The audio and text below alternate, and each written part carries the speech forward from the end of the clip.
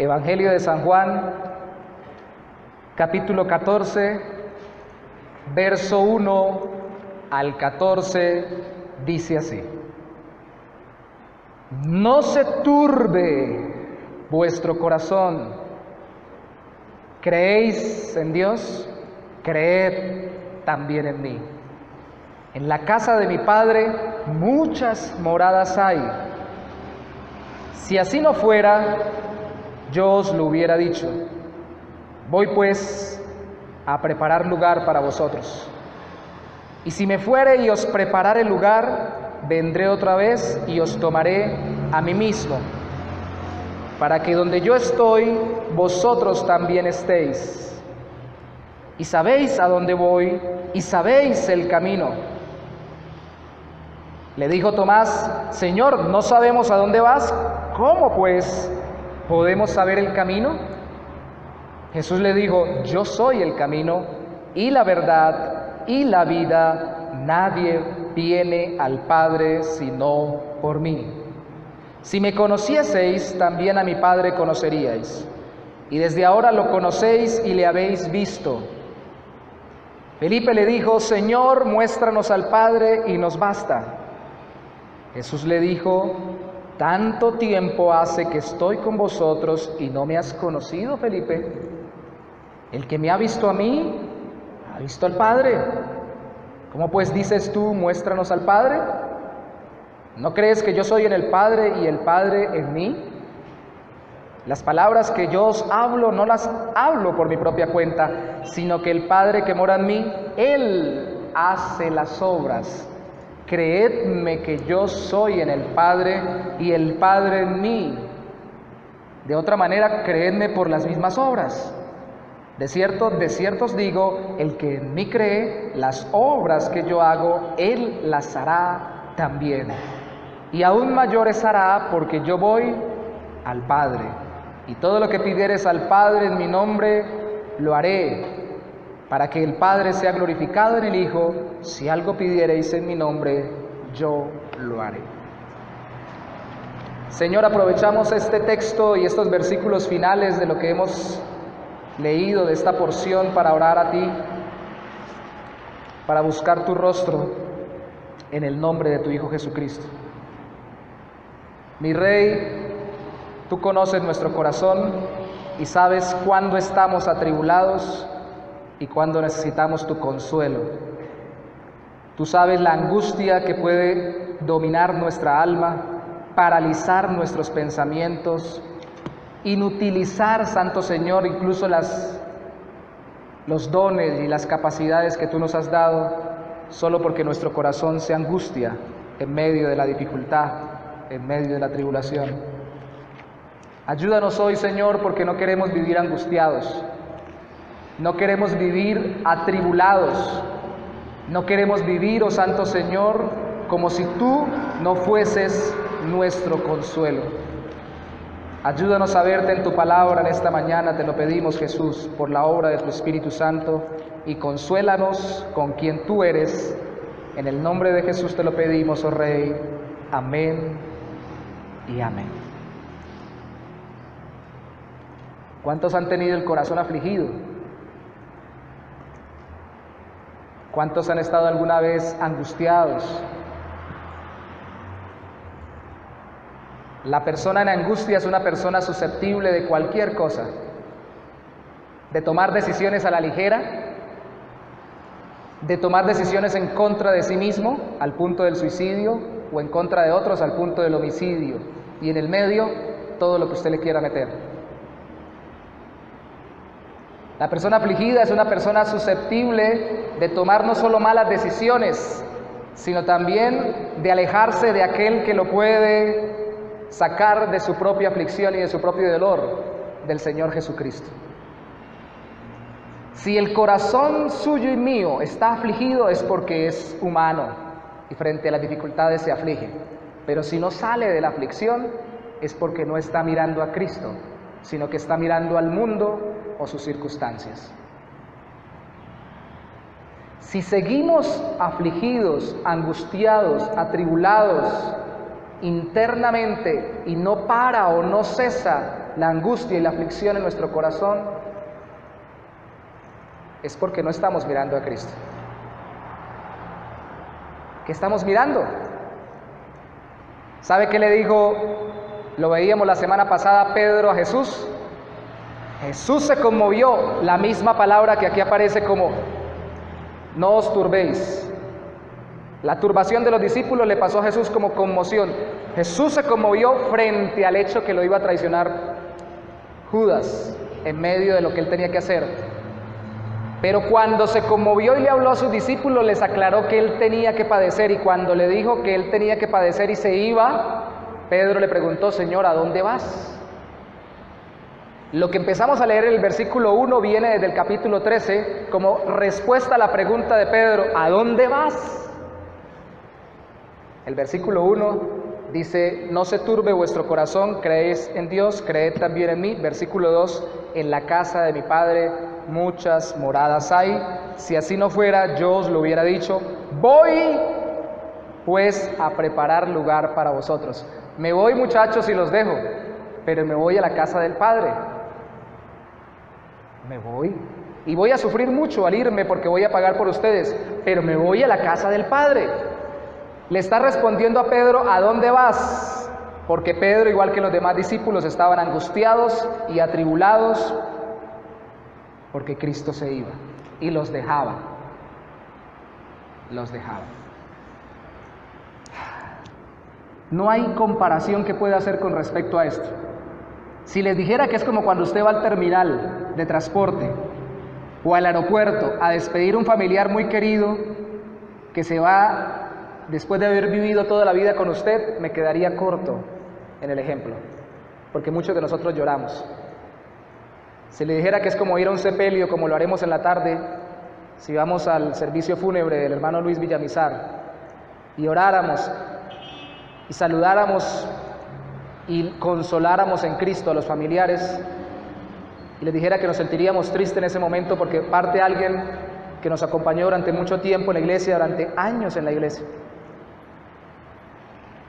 me quedaría corto, porque aunque amamos mucho a nuestros hermanos en la fe, queremos mucho a nuestros familiares que viven toda la vida con nosotros, ellos no son tan valiosos para el alma y el corazón humano como lo es Cristo. Los discípulos estaban angustiados porque Cristo se iba, estaban turbados, estaban totalmente desesperados. Hermano, y uno tiende a hacer lo siguiente cuando uno tiene angustia: uno tiende a compadecerse y a decir: pobre de mí, ahora que me quedo solo. Y los discípulos pensaron: ¿ahora qué hacemos? Se nos va el maestro, nos quedamos solos y emproblemados. ¿Quién nos resuelve las cosas? ¿Quién nos consuela el corazón? ¿Quién sostiene esto? 3 años y medio quedan en el aire de haber caminado con un hombre que era el Mesías y que pensábamos que iba a ser algo poderosísimo aquí en la tierra, y ahora dice que lo van a matar y que se va. ¿Qué hacemos? ¿Cómo quedamos? Entonces Cristo los consuela primeramente ofreciéndoles la casa del Padre Celestial. ¿Usted se da cuenta de eso? A ver, hermano, aterricémoslo un momentico, por favor. ¿Usted está angustiado porque le falta dinero? ¿Está angustiado porque no tiene trabajo? ¿Está angustiado porque se le dañó la salud? ¿Está angustiado porque tiene un problema familiar? ¿Está angustiado porque tiene cierta dificultad en la labor, en el trabajo o de relaciones personales? ¿Está angustiado por esto o aquello que es de manejo en la tierra? El mayor consuelo que puede ofrecer Cristo no es decirle: le voy a solucionar el problema, es ofrecerle la casa del Padre Celestial. El mayor consuelo que les pudo dar Cristo es decirle: muchachos, ustedes se quedan aquí en medio de este problema tan grande, pero muchachos, lo bueno es que yo voy a prepararles lugar.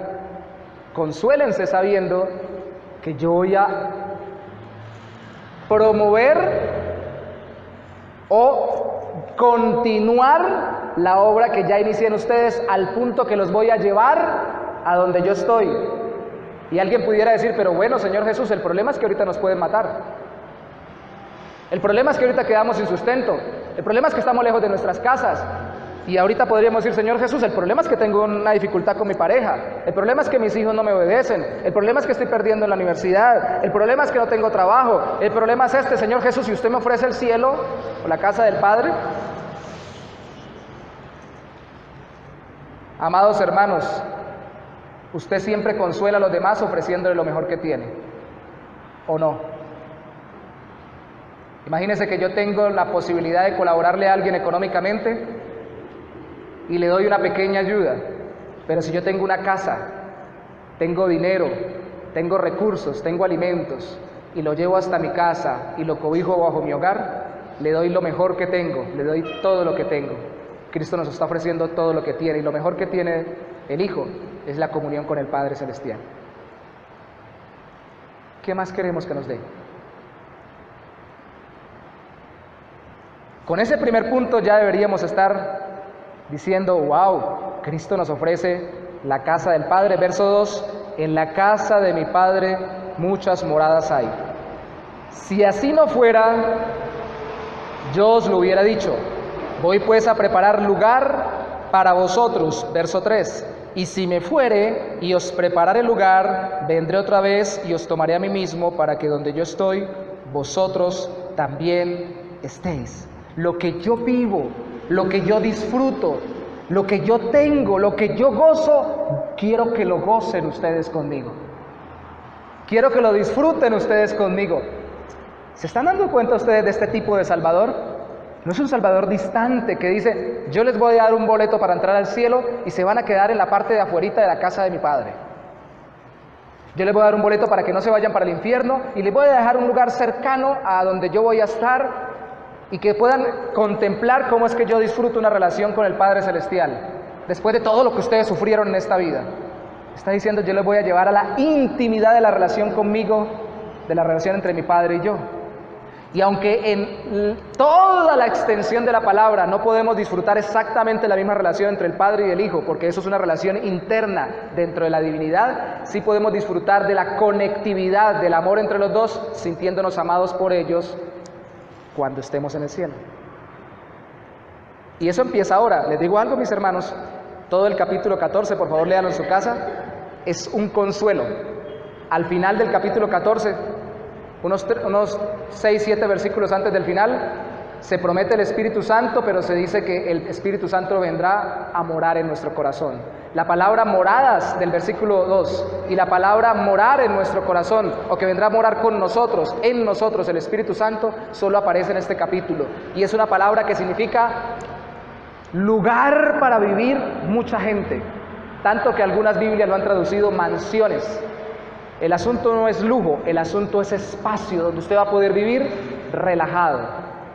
¿Cuántos de los que están aquí les gusta ir a la casa del papá o de la mamá? Si lo tienen aún vivo o la tienen aún viva. ¿O les gustaba cuando tenían el papá o la mamá viva? Si ya la tienen fallecida. Una cosa es estar en diferentes casas y otras cosas es llegar a la casa de uno, ¿cierto? A la casa del Padre. Usted llega a la casa del Padre, a la casa de los papás, la mamá puede pasar hasta el fondo, meterse a la cocina, pasearse por las piezas, hablar con todos, irse hasta el patio. Pero usted llega a la casa de alguien que no es su padre y usted no puede llegar hasta el final de la casa. No puede meterse hasta la cocina ni puede esculcar qué es lo que hay de comer, ¿cierto? ¿Cuántos de los que estamos aquí hemos estado lejos de nuestra casa paterna? Y hemos sentido la necesidad y el anhelo de volver a la casa. Qué rico disfrutar la casa. El Hotel Mama, decimos los colombianos. ¿Sí lo conocen? Dicen que ese es el mejor hotel. No nos cobran y nos atienden súper. ¿Sí? Eso es lo que está diciendo Cristo. Vengan a mi casa. Vengan a disfrutar de mi compañía. Y eso es lo que les estoy ofreciendo. Es lo mejor.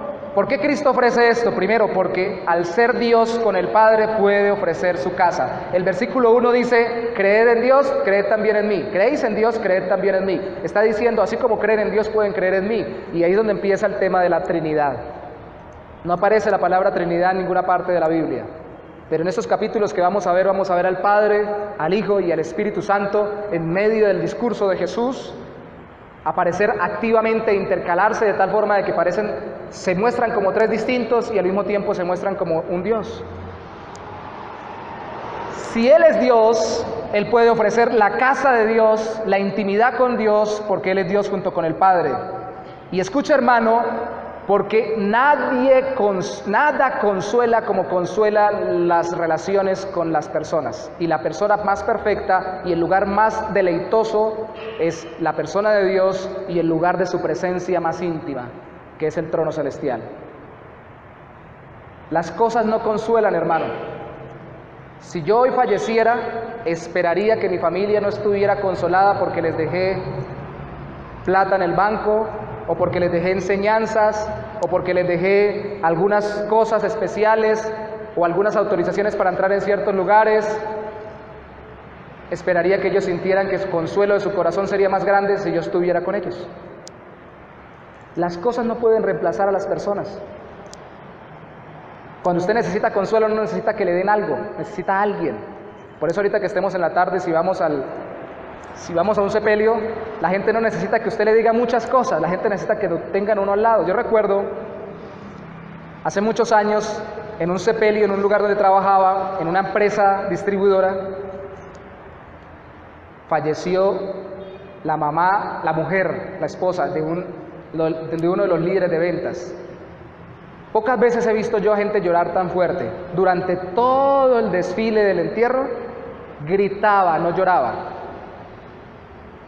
Cuando usted se va a acercar a una persona que está gritando,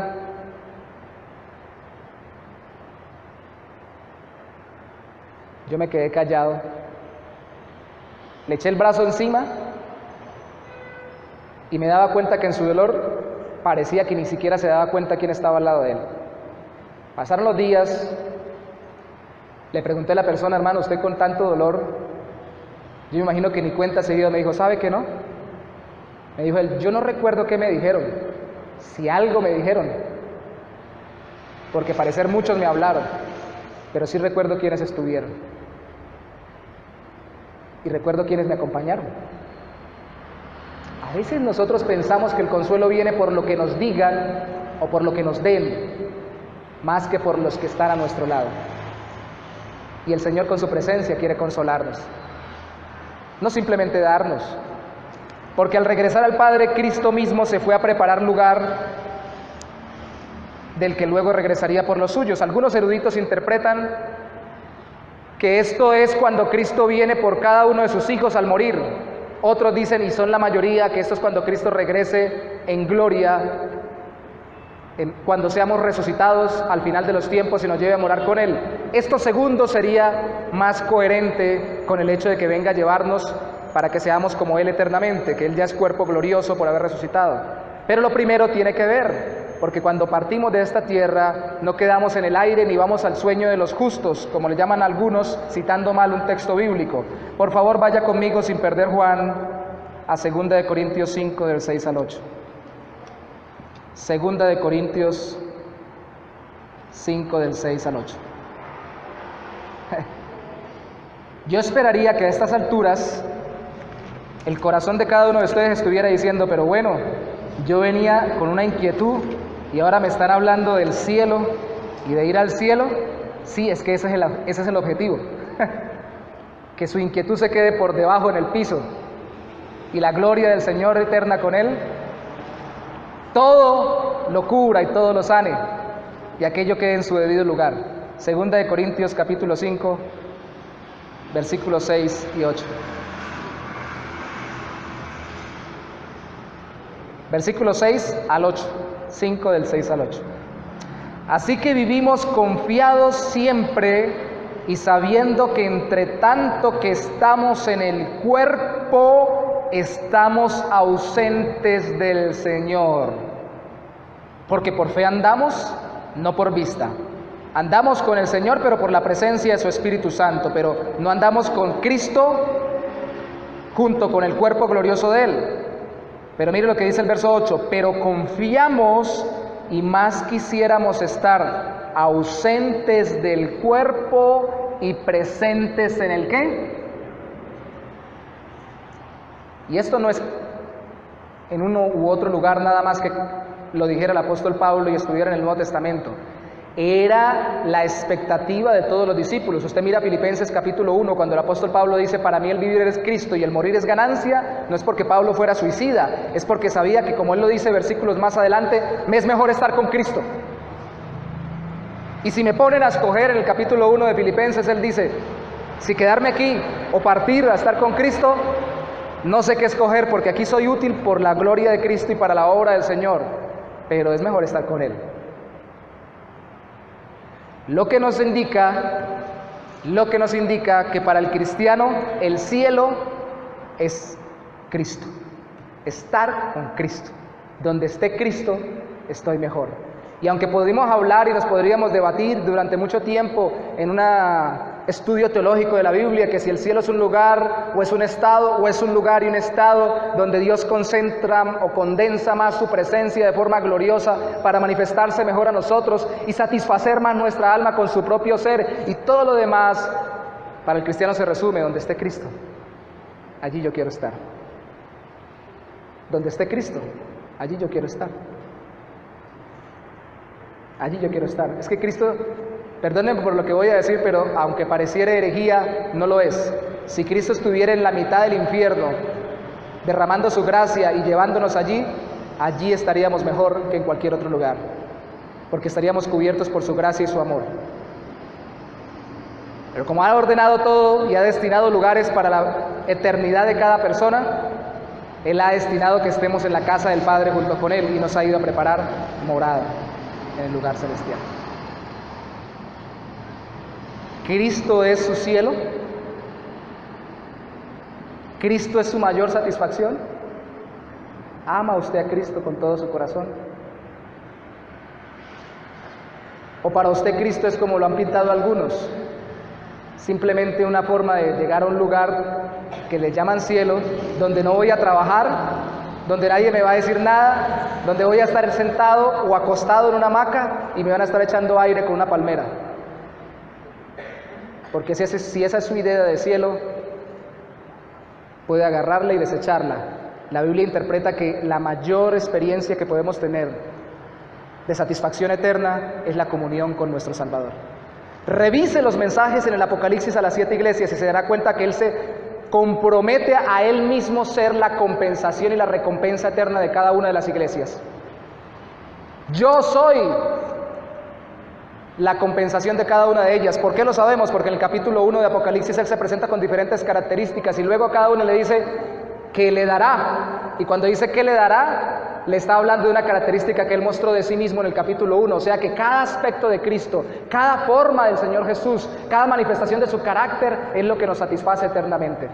Así como acá no nos consuelan las cosas, sino las personas, en la eternidad no nos va a condensar, no nos va a contentar si lo hubiera en las calles de perla y los mares de cristal. Eso puede ser muy bonito, pero lo que alumbra y lo que satisface es Cristo y la relación con Él. Hermanos, ¿por qué creen ustedes que estaban tan conmovidos los apóstoles? Tenían a Cristo en medio de ellos y se iba. Amigos, hermanos, ¿cómo hacemos para ir a esa casa que Cristo nos ofrece? Para ser tomados por Él y para tener lo mejor de lo mejor, porque así tuviéramos lo mejor en esta tierra no nos satisfacería tanto o no podría satisfacer tanto como la presencia era en el cielo. ¿Cómo hacemos? Capítulo 14 de Juan. Capítulo 14 de Juan. Les dije que no lo perdieran y yo ya lo extravié. Capítulo 14 de Juan, verso 4. Y sabéis a dónde voy y sabéis el camino. Le dijo Tomás: Señor, no sabemos a dónde vas, ¿cómo pues podemos saber el camino? Ah, pues Tomás, no vengo hablando de eso. 4 interrupciones tiene Cristo. 4 personas interrumpen en su discurso en el aposento alto. Primero Pedro, segundo Tomás, después ¿quién interrumpe? Judas, no el Iscariote, Judas. Y cada una de ellas tiene que interrumpir con respecto a algo. Pedro, de acuerdo a su carácter, interrumpe con lo que Cristo estaba haciendo. Señor, a mí no me lave los pies, ¿recuerdan? Juan capítulo 13. Pedro era impulsivo y le llamaba la atención las cosas que se hacían más que las que se decían. Pero Tomás era más reflexivo, introvertido, y lo que le decía, él lo maquinaba y lo cuestionaba y decía: espera un momentico, Señor, ¿para dónde va? Ni siquiera nos ha dicho claramente para dónde va. ¿Cómo pues podemos saber cuál es el camino? Y de esto les venía hablando Jesús. Entonces muestra que ellos todavía no tenían un entendimiento pleno. Él muestra, Tomás, cuando interrumpe, que no comprendía a plenitud lo que Cristo le estaba diciendo. Y tal vez era porque Tomás, en su particular personalidad, no veía vida después de la muerte. De hecho, las interpretaciones rabínicas del Antiguo Testamento hablaban, pero no a profundidad, de si había vida después de la muerte. Entonces, era una posibilidad que él simplemente dijera, si Jesús no vino a ser el libertador humano de los problemas que tenemos aquí en esta tierra y no nos va a hacer un cambio social, político, económico ya, pues ¿para qué si nos vamos a morir? En el capítulo 11 él muestra su carácter y su pensamiento cuando van a donde Lázaro, y Jesús le dice, Lázaro está enfermo, vamos allá. Y él dice, vamos a que nos muramos, a morirnos también con él, porque nos van a matar. Mostraba que él veía la muerte como la terminación. Y al final del Evangelio de San Juan, le da una parte especial en su historia a Juan, cuando Jesús se aparece y Tomás no está. Y a los 8 días resucitado vuelve a aparecer y le dice, Tomás, mete la mano en el costado y mete el dedo en el hueco de mi mano. Porque Tomás había dicho, hasta que yo no lo vea resucitado no voy a creer. ¿Vida después de la muerte? ¿Perdón? ¿Quién ha regresado de allá para decir algo? Y era un discípulo de Cristo, pero no lo comprendía todo. A mí que me solucionan los problemas de acá. Los de la eternidad, miramos a ver. Le está diciendo Cristo a Tomás, Tomás, yo soy el camino. Mire lo que dice el versículo 6. Yo soy el camino y la verdad y la vida.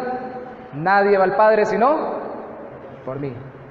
Verso 7, si me conocieseis a profundidad, no está diciendo que no lo conozcan, sino que lo conozcan apenas superficialmente y todavía no profundamente, también a mi Padre conoceríais, y desde ahora le conocéis y le habéis visto.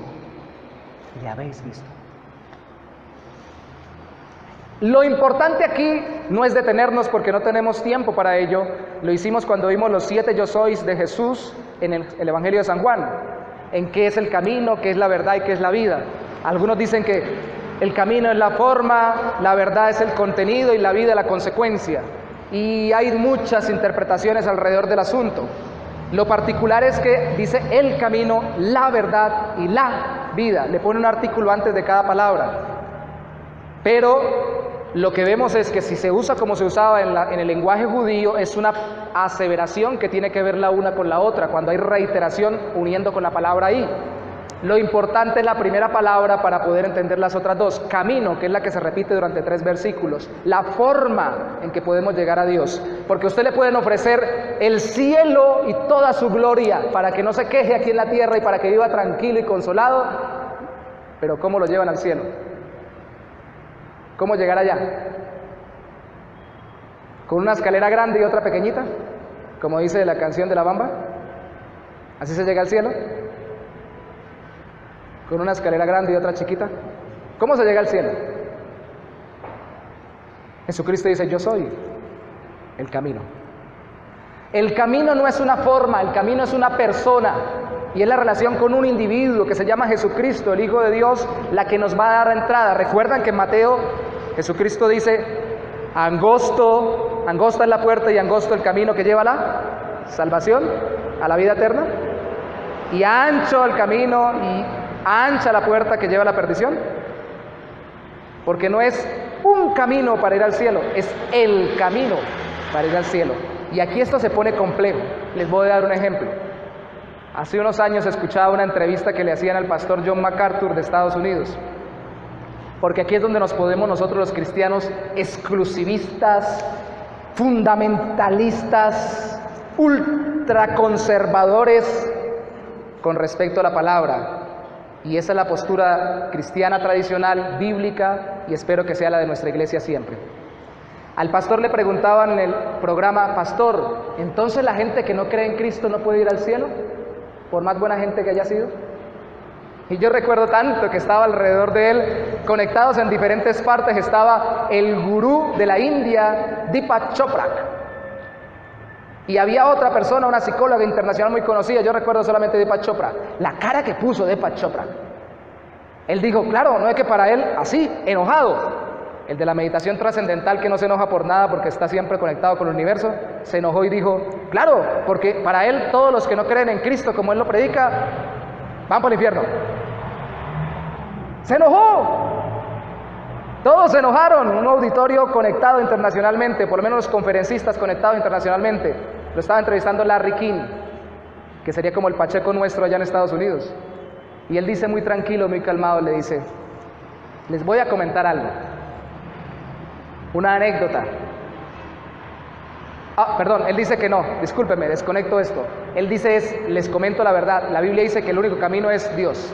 Luego en una predicación, él comenta la anécdota, y es aquí lo que quiero comentar. En ese día, ese programa lo estaba viendo el esposo de Madonna. Dice él en su predicación que cuando se fue del programa lo llamó el esposo de Madonna, que trabaja con todo lo que son filosofías orientales y meditación trascendental y todo lo que usted quiere. Le dice, señor MacArthur, usted podría, yo soy el esposo de Madonna, ¿usted sabe quién es la Madonna? Claro, yo sé. ¿Podría venir a nuestra casa a visitarnos? Está bien, voy a visitarlos. Fue hasta allá y cuando llegó allá le dijo, lo recibió muy amablemente, fue muy cortés. Y le dijo, ¿usted sabe lo que acabó de hacer ayer? Cuando dijo frente a una audiencia internacional que solamente a través de Jesucristo se podía llegar al cielo y a la eternidad en salvación. Usted acaba de abrir una brecha en el equilibrio del universo y acaba de descompensar el equilibrio para que pueda toda la gente de diferentes culturas y creencias entrar a un estado de paz cósmico, y le empezó a explicar toda su filosofía. Yo recuerdo que John MacArthur decía, yo hice todo eso. Yo no me di cuenta que ahora hice todo eso. Yo solamente dije lo que la Biblia dice, lo estamos citando. Jesús dijo, yo soy el camino y la verdad y la vida. Nadie va al Padre sino por mí. Suena muy cerrado, ¿cierto? Jesucristo no dijo, si ustedes se portan bien, compensan lo malo con lo bueno que hacen, buscan ser muy creyentes en Dios, ojalá en Cristo preferiblemente, hacen transformaciones en su vida en determinadas cosas, realizan obras sociales, se desarrollan en su parte intelectual y una cantidad de cosas más, y son cada día mejor personas, van a entrar al cielo. Porque el estándar es la perfección para entrar al cielo, la perfección de Dios, que solamente la cumple Cristo. Así que nunca vamos a llegar al estándar. ¿Y sabe qué causa eso? Frustración.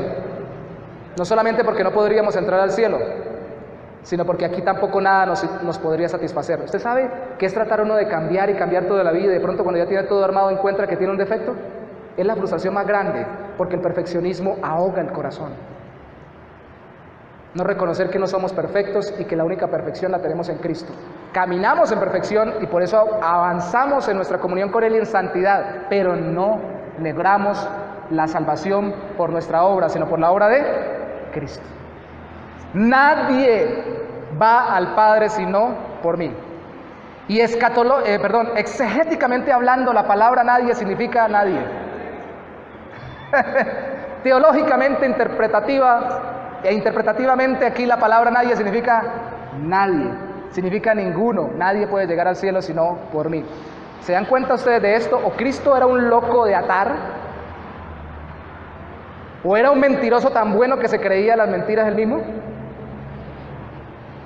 ¿O era lo que dijo ser y solamente a través de Él podemos encontrar la salvación eterna y la paz aquí en la tierra? Cristo es el único camino porque solamente a través de Él podemos ir a Dios y de su obra redentora. Verso 7, si me conocierais también a mi Padre conoceríais, y desde ahora le conocéis y le habéis visto. Y Felipe le dijo, Señor, muéstranos al Padre y nos basta. El que interrumpe Felipe y luego interrumpe Judas. Felipe le dice, muéstranos al Padre. Felipe quería una experiencia sobrenatural. Yo quiero ver el rostro de Dios. Yo quiero ver algo raro, especial de parte de Dios. Jesús le contesta, tanto tiempo, verso 9, hace que estoy con vosotros y no me has conocido, Felipe. El que me ha visto a mí ha visto al Padre. ¿Cómo pues dices tú, muéstranos al Padre? Él no dice, yo soy el mismo Padre. Él dice, el que me ha visto a mí ha visto al Padre.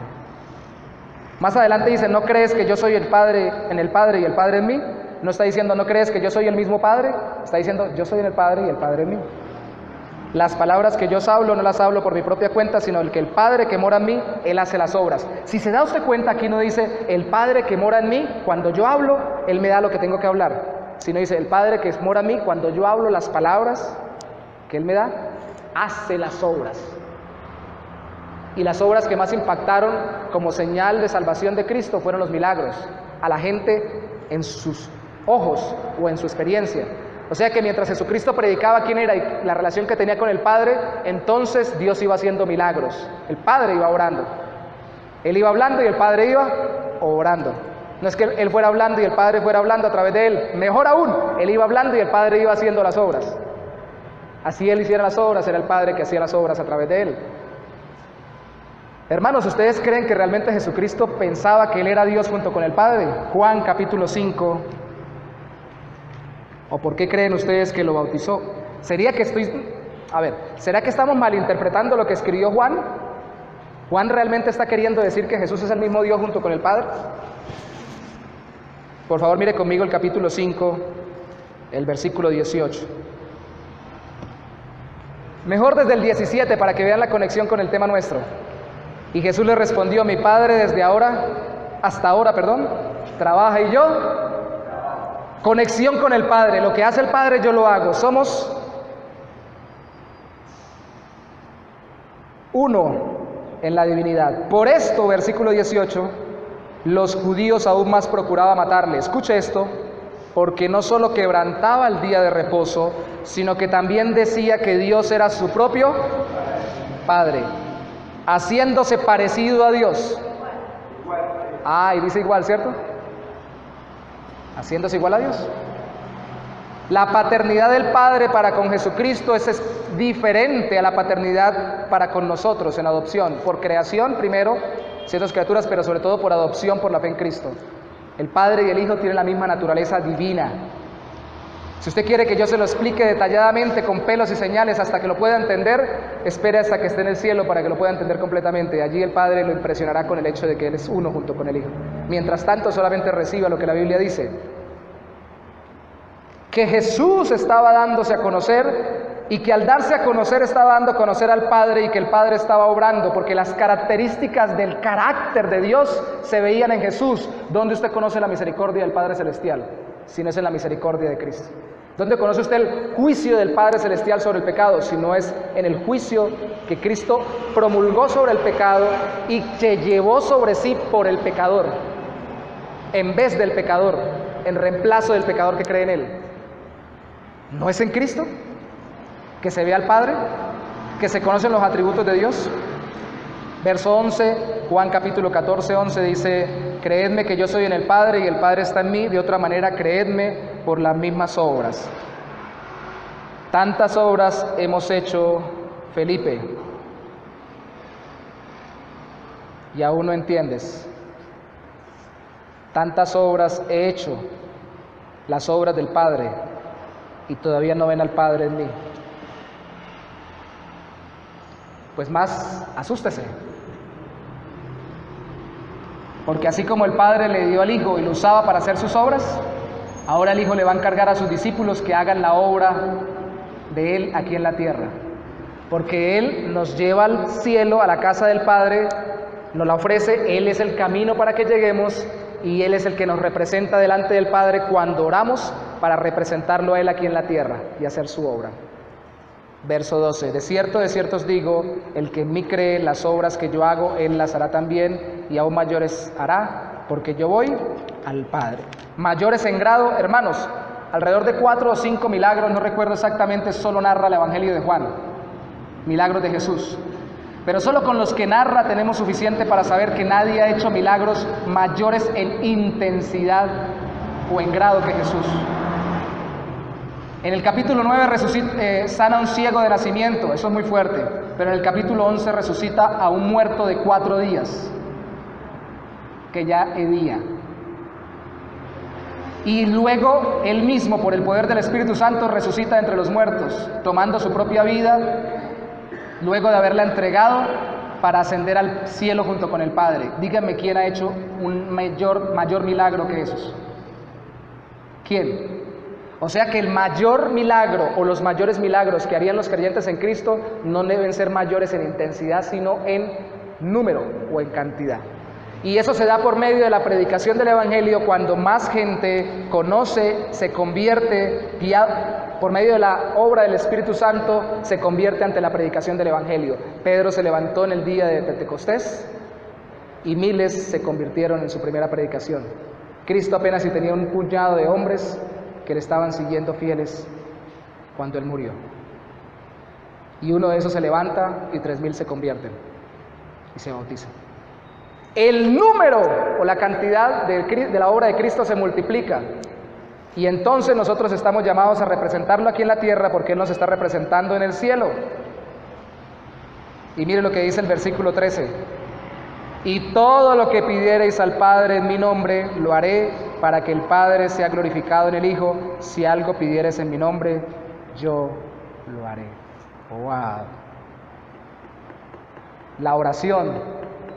¿Qué subestimada tenemos la oración? La verdadera oración, la oración en el nombre de Jesús.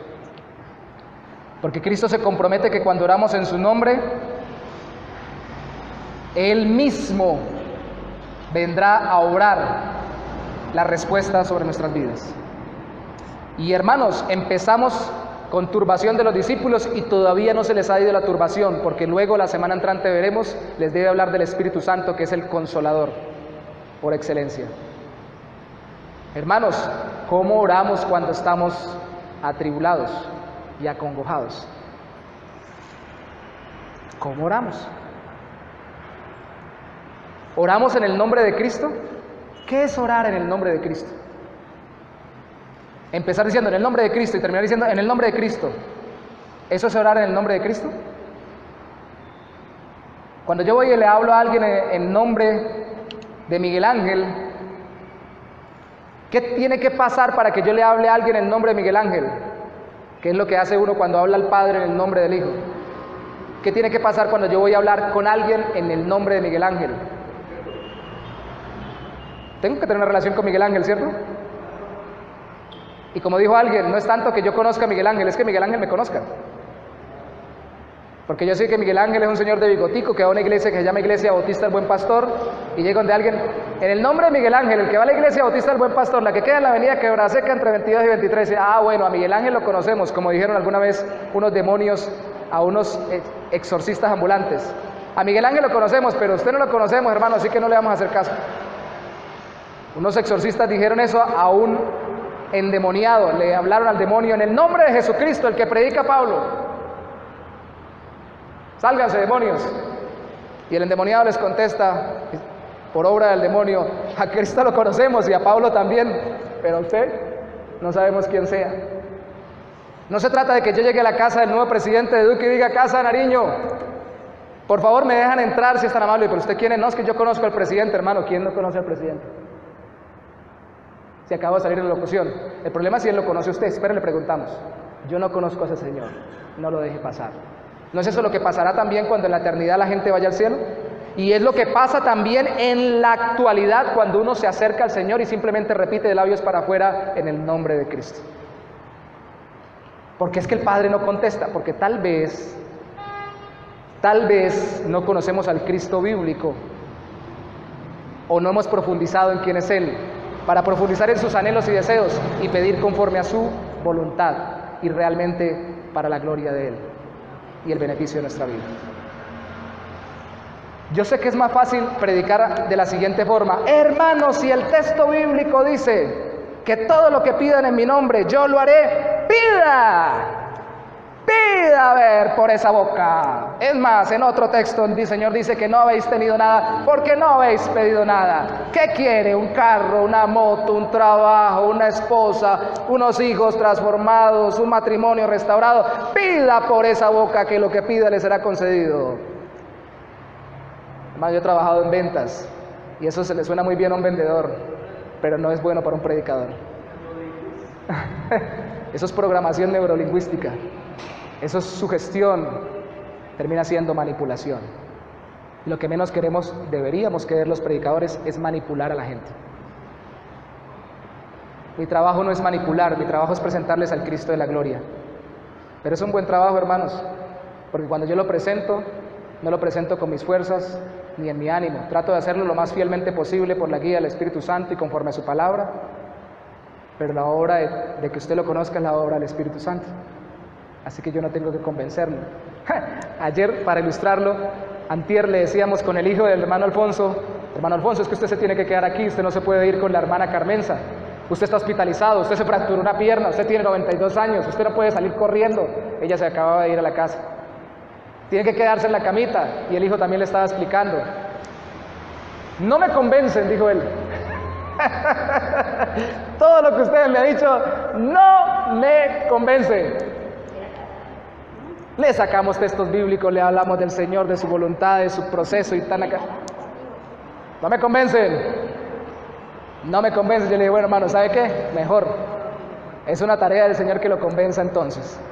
Porque usted está en esto no fuera de la voluntad de Dios, sino a través de la gloria de Dios, por medio de Cristo, de la fe en Cristo, Dios está haciendo algo en su vida, incluso a su edad.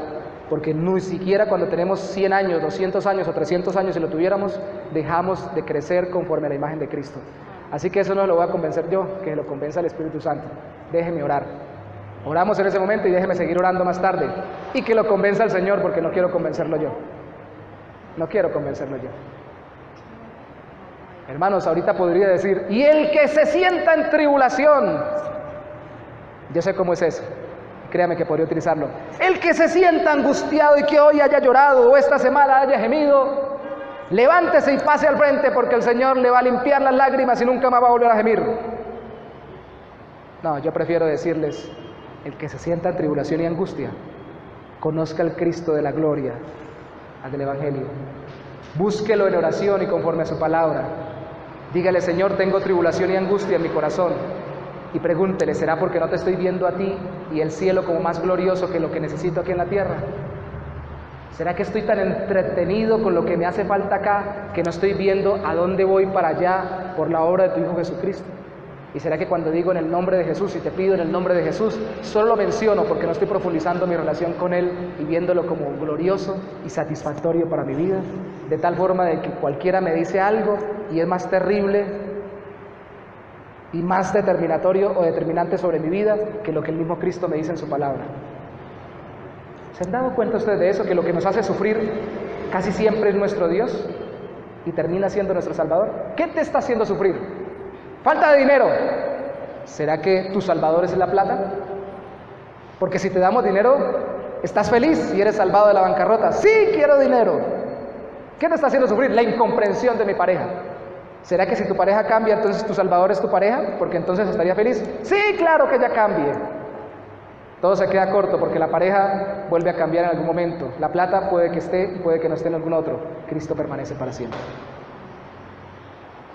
Por eso es que en los cristianos el consuelo nunca deja de estar. Por eso es que dijo el apóstol Pablo, todo lo puedo en Cristo que me fortalece. Sé tener abundancia y escasez. Pasar necesidad como tenerlo todo. Todo lo puedo en Cristo que me fortalece. Entonces, vamos a hacer algo en esta tarde. Vamos a ponernos sobre nuestros pies y vamos a orar. Porque nosotros representamos a Cristo acá, debido a que Cristo nos está representando ante el Padre allá, a donde vamos. Y si usted vive angustiado, o es porque no anhela morar con Dios como lo mejor que puede tener usted en su existencia, o es porque no confía realmente en que Cristo lo va a llevar al Padre. Y cualquiera de las dos cosas es grave. Si usted es creyente, ha flaqueado en su fe, y si usted no lo es, realmente no ha depositado su vida en Cristo. Debe arrepentirse de sus pecados y confiar en Él. Y verá respuesta a su oración. Señor, necesitamos el consuelo que solo viene de lo alto. Ese consuelo que fortalece y al mismo tiempo impulsa. no un consuelo pasajero, Señor, el que se nos da cuando tenemos lo que ambicionamos en esta tierra o anhelamos de esta vida temporal. El consuelo permanente de tener a Cristo en nuestra vida por la presencia del Espíritu Santo y en el cielo representándonos y preparándonos lugar, como cuando alguien nos está preparando la habitación, una habitación especial, acomodándola para que lleguemos a su casa. Ahí estás tú, Señor, anhelando que nosotros te veamos a ti como más glorioso y trabajando por medio de tu obra providencial y de tu palabra para que nosotros dejemos de ver las cosas pasajeras como tan importantes. A veces usamos, Señor, las simbologías del Antiguo Testamento como el águila para decir que nos remontamos a las alturas y no entendemos que remontarnos a las alturas para ver los problemas tan pequeños es amarte más a ti, Jesucristo, y estar satisfechos con quien tú eres y lo que tú has hecho por nosotros. Eso es subirse a la montaña como la cierva que escala por la peña. Eso es remontarse por encima de las nubes como el águila que sobrevuela cuando hay tormenta, las nubes tormentosas. Eso es sobreponernos y ponernos por encima de las dificultades que estamos viviendo. Eso es anhelarte a ti y amarte a ti más de lo que amamos las cosas de esta tierra. Eso es lo que tú exigiste, Señor, de nosotros, de tus discípulos y ahora de nosotros en este tiempo. Que te amáramos a ti más que a padre y madre, hijos, hijas, esposo, tierras, posesiones, para poder vivir total y absolutamente lleno de la paz que viene de ti y para poder ser consolados en medio de cualquier sufrimiento. Eso es lo que consuela cuando perdemos un familiar o cuando perdemos economía o cuando tenemos dificultades en algún lugar. Consuela de que tú sigues siendo nuestro Salvador y nos estás preparando el lugar y que todo esto es pasajero. Y consuela al punto de que nos impulsas a vivir conforme a tu voluntad aquí en la tierra. La sonrisa del rostro de tus hijos, Señor, no se debe borrar nunca, porque el gozo eterno de la salvación siempre permanece. Ayúdanos a entenderlo, Señor. Consuélanos en tu presencia, te lo pedimos. Y llámanos en lo privado a cada uno de nosotros en este día, para que te busquemos, te anhelemos, nos deleitemos en ti, en quien tú eres y lo que tú has hecho por nosotros. Y entonces todo lo demás deje de ser tan terrible para nosotros, porque aunque la tormenta esté alrededor de nuestra barca, como pasó con tus discípulos, en un momento puntual de tu ministerio, si tú estás en ella, así estés tú durmiendo como les pasó a ellos en la barca, no hay que temer. Tú estás con nosotros y como ellos lo vieron cuando tú levantaste la mirada, te levantaste de tu sueño y mandaste al mar enmudecer, estás al control de toda nuestra vida. Tú estás al control. Tú eres más grande, Señor Jesús. Te damos gracias en el nombre de tuyo mismo, Señor, por dártenos a conocer y por conocer esta verdad.